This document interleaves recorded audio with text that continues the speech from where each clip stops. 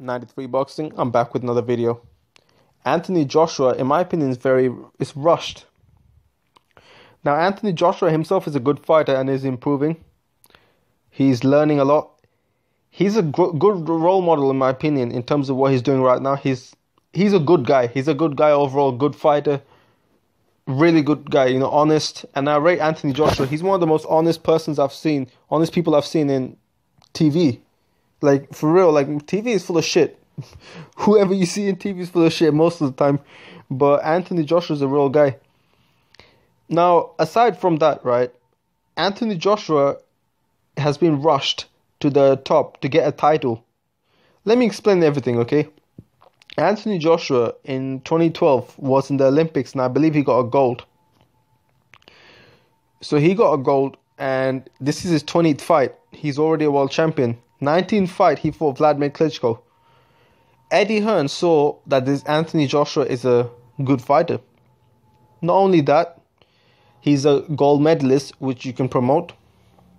You can also, there's something about Anthony Joshua that's appealing.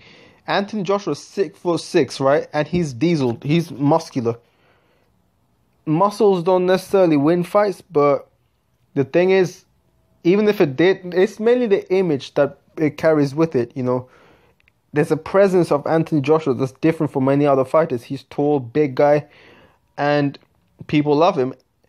Keep in mind, right? Look, when you have people from a certain ethnic background, of course that fighter is gonna attract fans from other ethnic backgrounds as well. But chances are he's definitely gonna attract ethnic, fans from his own ethnic background, if that makes sense. So, if Ricky Hatton fought, yeah, there's a lot of white fans, Asian fans. No, so there's a lot of black fans and Asian fans, but it's gonna be a lot of white fans that look up to Ricky Hatton. Same with Amir Khan, a lot of Asian fans will be looking up to Ricky Hatton, even though he has white fans and black fans. You also have, back to my point, Anthony Joshua, who, again, he's from a Nigerian descent, so a lot of black people might look up to him, especially in the UK. But also, the thing about him is, unlike O'Hara Davis, he speaks in a certain way which appeals to white people. You see what I'm trying to say? He's not... you go to see O'Hara Davis, right? Most white people don't like that. That's the honest truth. They don't like that type of things, especially in the UK. But when it comes to Anthony Joshua, he's appealing. He speaks well. Okay? So Eddie Hearn realized that, and he realizes that this guy is extremely marketable. Anthony Joshua is extremely marketable, and he's a good fighter as well. He's not an average Joe. He's a really good fighter. He has skills and everything. So Eddie Hearn used it to his advantage, trying to make as much fast money as possible with Anthony Joshua. Rushed him to the top. When you're given a challenge, right? Let's say you're gonna fight so and so, they give you, and you're like, cool, I'll fight him. Naturally what happens is this, right? You believe that deep down inside, you would want, a person going into the pro is not going to want the best fighter out there, right? You want some experience under your belt. You do. That's the honest truth. No matter what people say, no matter what people who are making pro debuts saying, I'm willing to fight anyone. No, you're not. Not yet. That's bullshit. That's just all talk. Okay?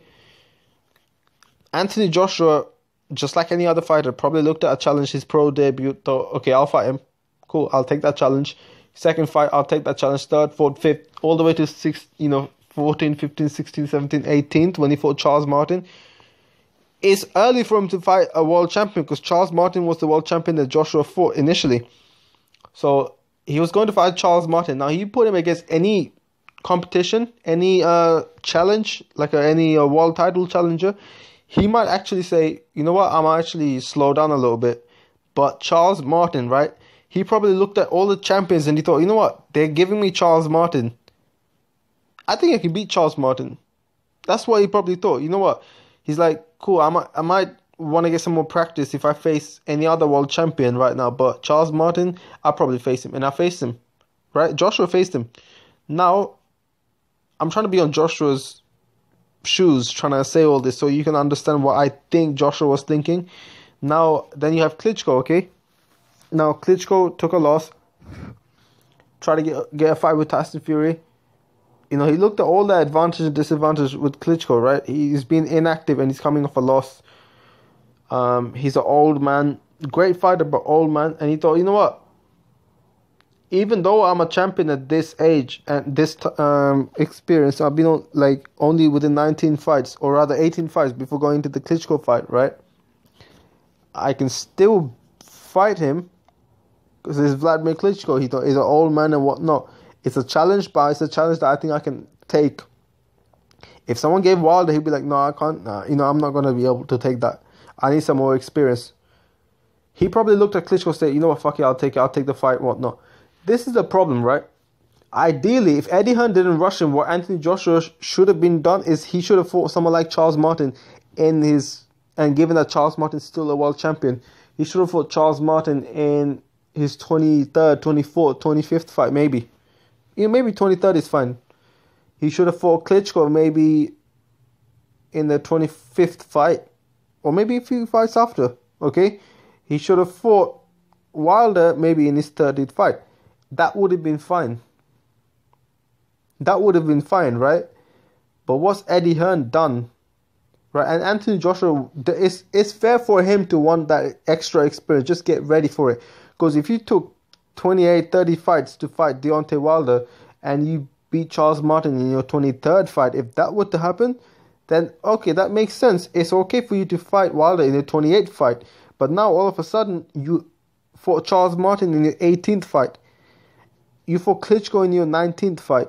If you fight Wilder in your 28th fight, and I'm exaggerating, it probably won't take that long to fight Wilder, then people don't like that. It's been too many fights where people are asking you to fight Wilder and you've been holding 3 titles since your 19th fight. And you still haven't fought Wilder till your 28th fight. That's because you've been rushed to fight Charles Martin and Klitschko in your 18th and 19th fight.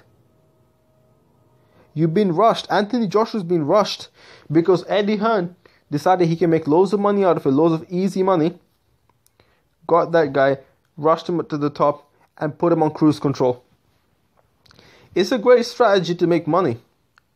Not just for Eddie Hearn himself, but Anthony Joshua as well. I just feel that if Anthony Joshua takes a loss, and I actually want Anthony Joshua to succeed. Guy's a really good guy. Honest guy, seems like. You know, when Amir Khan and Anthony Joshua, the situation came where people thought Anthony Joshua slept with Amir Khan's ex. I did not believe that. Like, for once, Anthony Joshua might be too big for her. And I'm not even talking about your the dick. I don't know how else to put it. I'm just talking about the man himself. Like, Anthony Joshua was 6'6", about 250 pounds when he is in the ring. He's probably a little bit, I don't know if he's bigger or smaller. I don't know if heavyweights are bigger or smaller when they're like in their walk around weight. Probably a bit bigger.